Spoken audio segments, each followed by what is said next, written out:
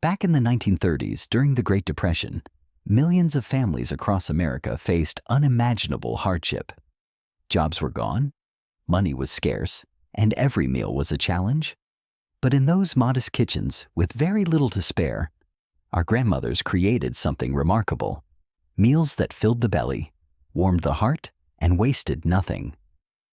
They didn't rely on fancy ingredients or modern conveniences. Instead, they leaned on creativity, grit, and love. And today, as the cost of living rises and many of us feel the pressure to stretch every dollar, there's so much we can learn from their quiet wisdom. In this video, I'll share 12 cooking secrets from Grandma's kitchen, passed down from a time when nothing was taken for granted.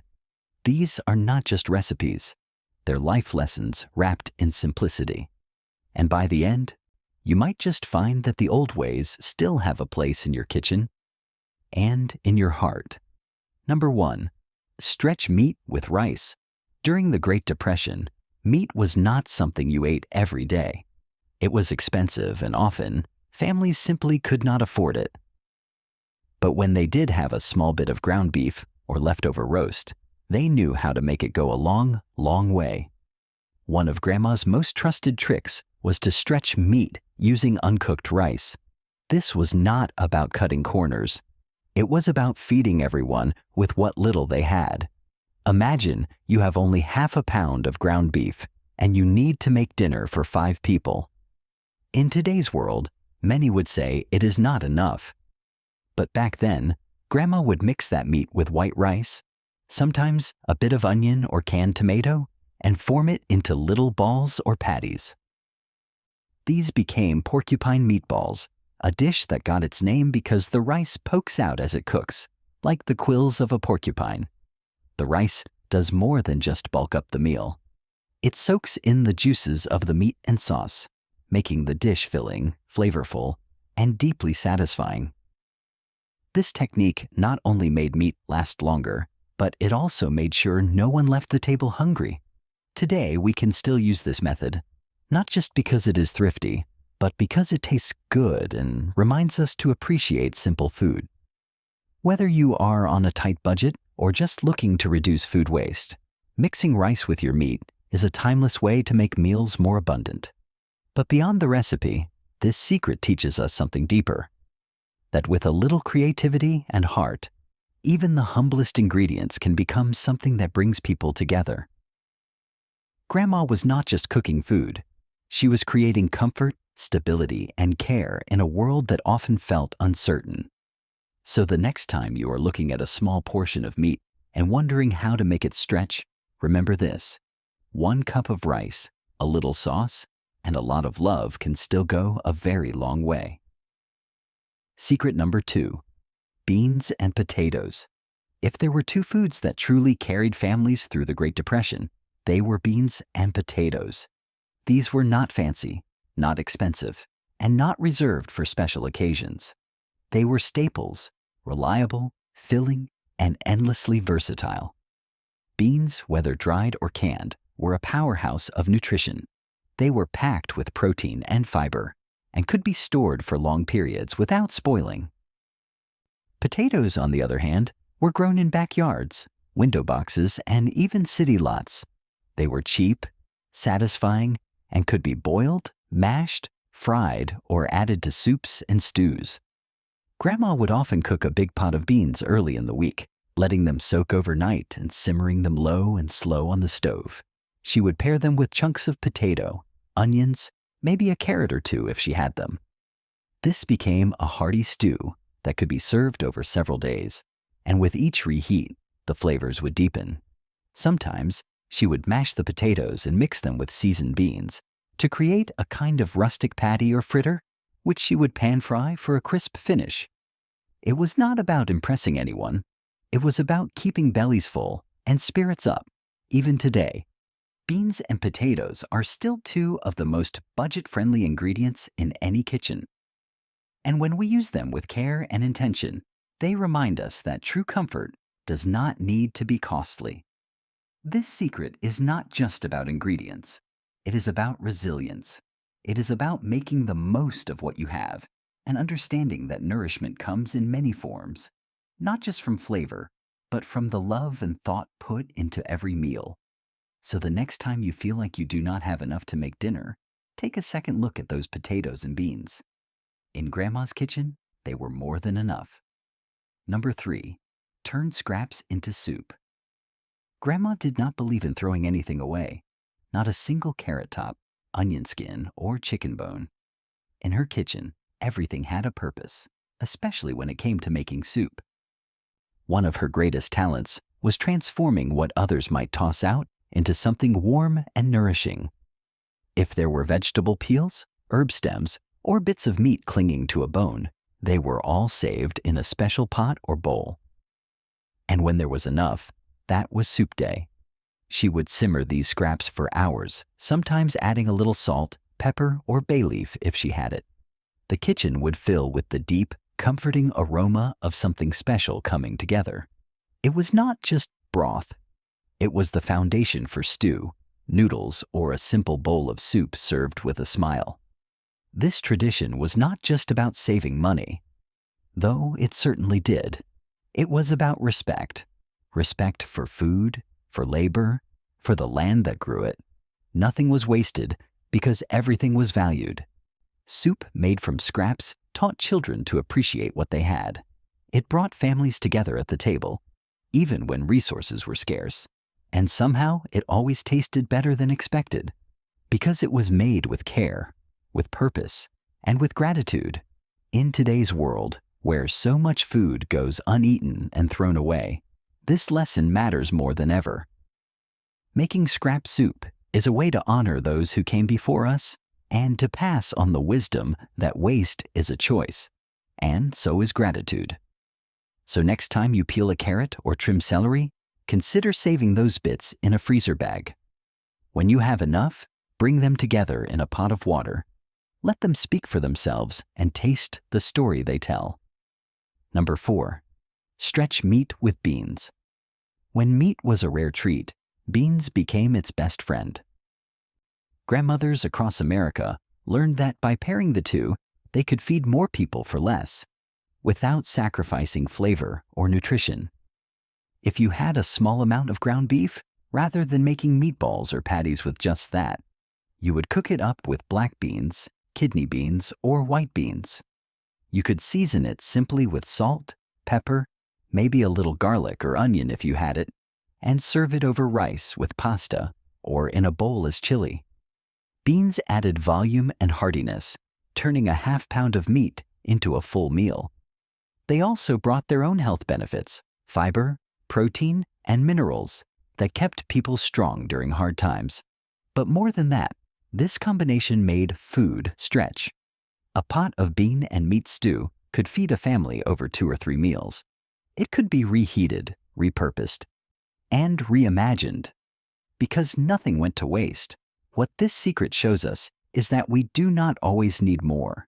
Sometimes we just need to be smarter, more creative, more intentional. Combining beans and meat is not just a trick for saving money. It is a reminder that abundance is not about having plenty. It is about making the most of what we have. So when you are looking for ways to fill your table without emptying your wallet, think of Grandma stirring her pot of beans and beef, humming to herself, creating something wonderful out of so little, and know that you can do the same. Secret number 5, use pasta with simple sauces. In the heart of the Great Depression, pasta became a saving grace for many American families. It was cheap, easy to store, and filling. But what made it truly powerful in Grandma's kitchen was how it could take on any flavor she had available. No matter how little that was, pasta could be mixed with a simple tomato sauce made from canned tomatoes and herbs from the garden. Or it could be dressed with just a bit of lard or bacon fat for richness. Sometimes she would toss in cooked vegetables like cabbage or peas. If she had no sauce at all, she would use a little broth or even just salted water with pepper. Somehow it always tasted like home. One dish that became famous during the Depression era was called Hoover stew.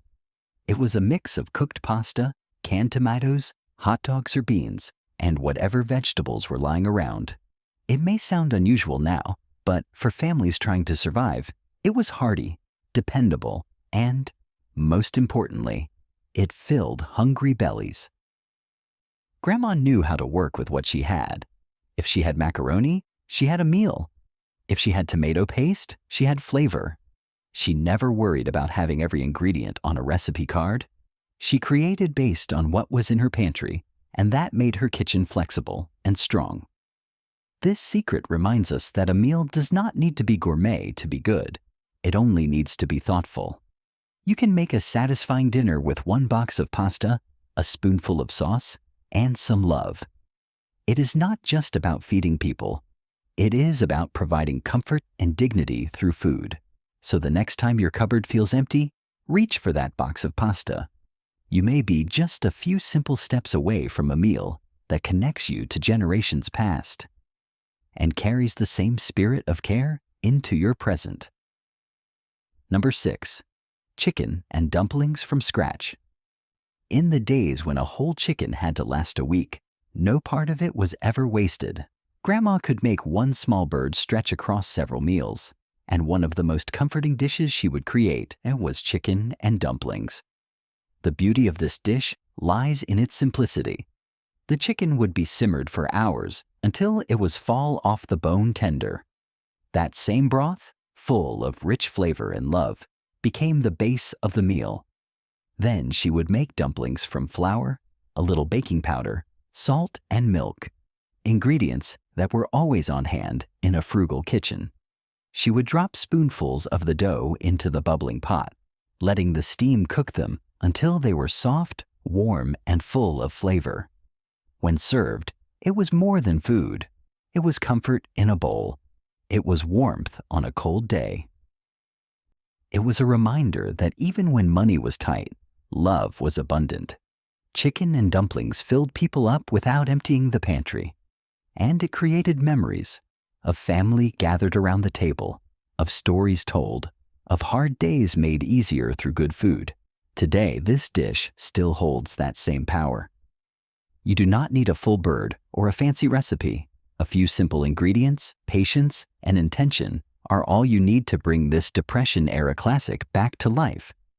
This secret is not only about food. It is about slowing down, about making something from scratch, about remembering that cooking is not a chore. It is an act of care.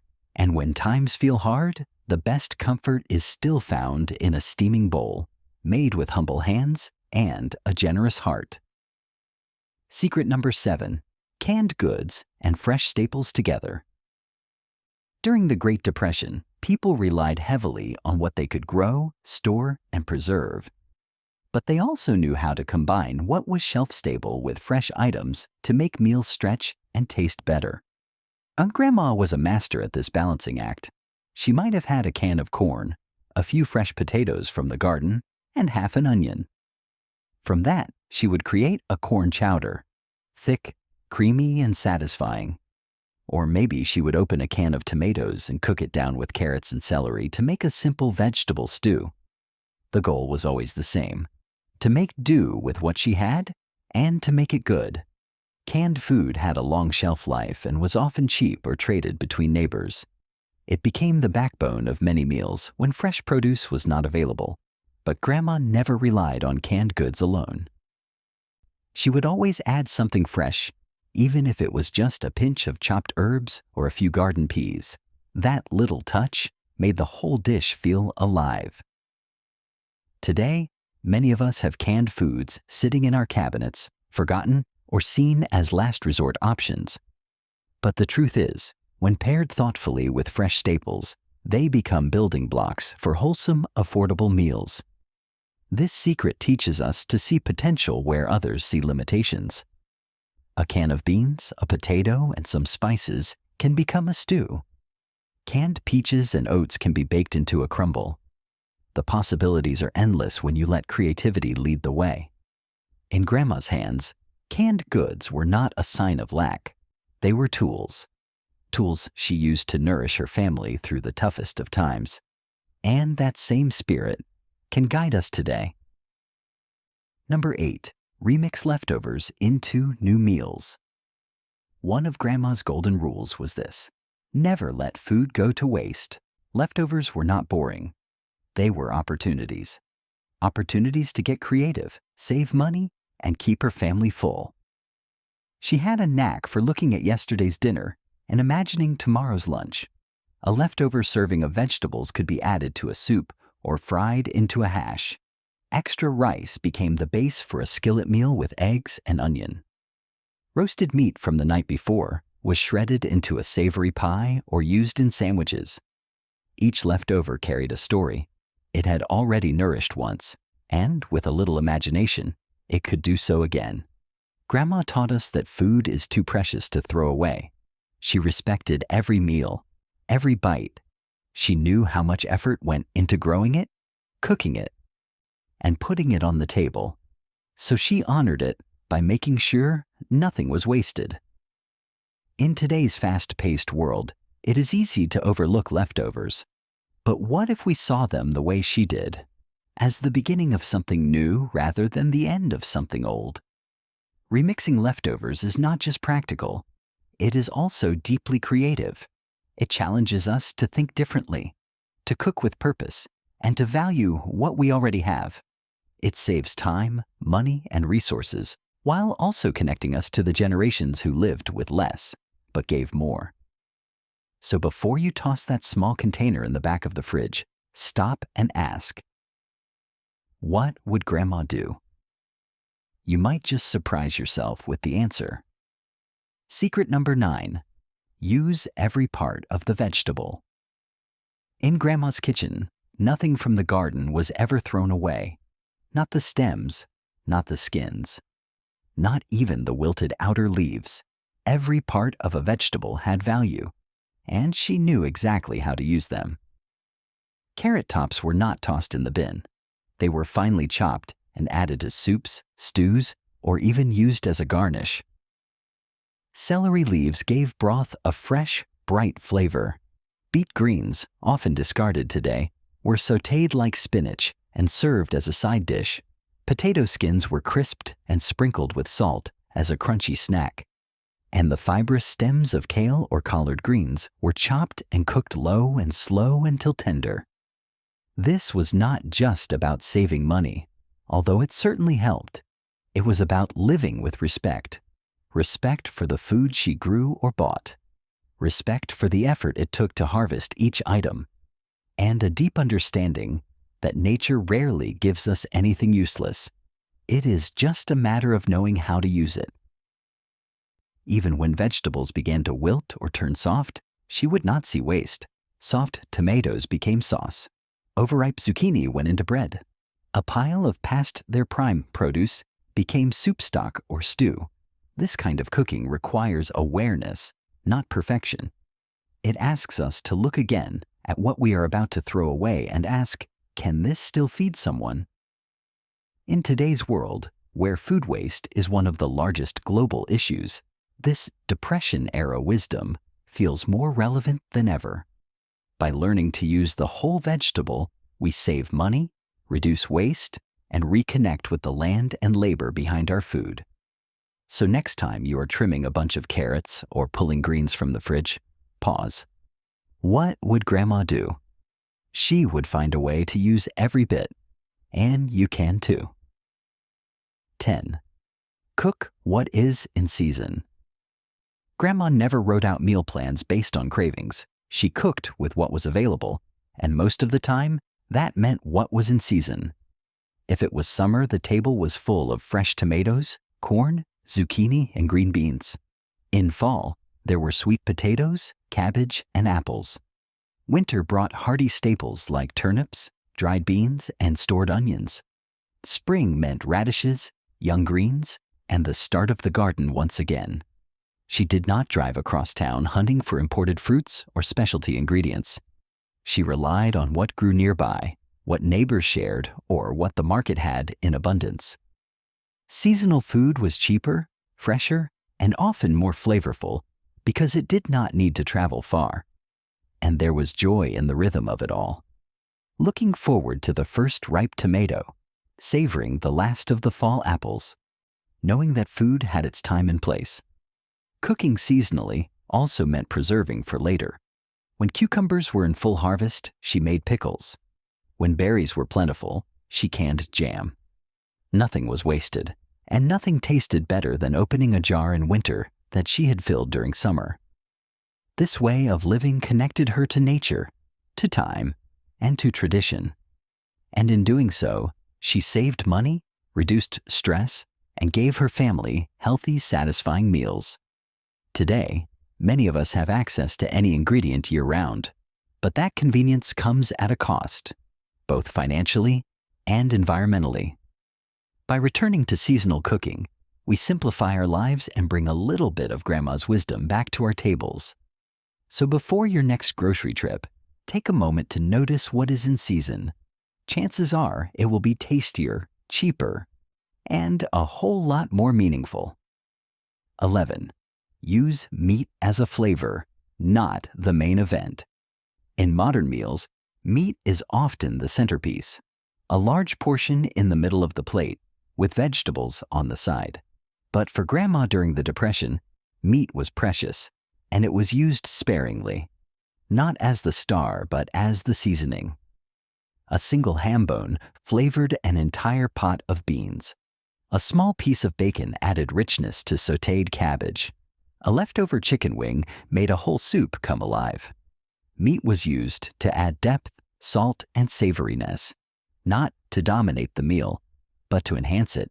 She might cook a vegetable stew and stir in just a handful of cooked sausage at the end. Or she would use the drippings from a roast to flavor gravy, which was then poured over mashed potatoes or rice. That way, the taste of meat was present, even if the amount was small.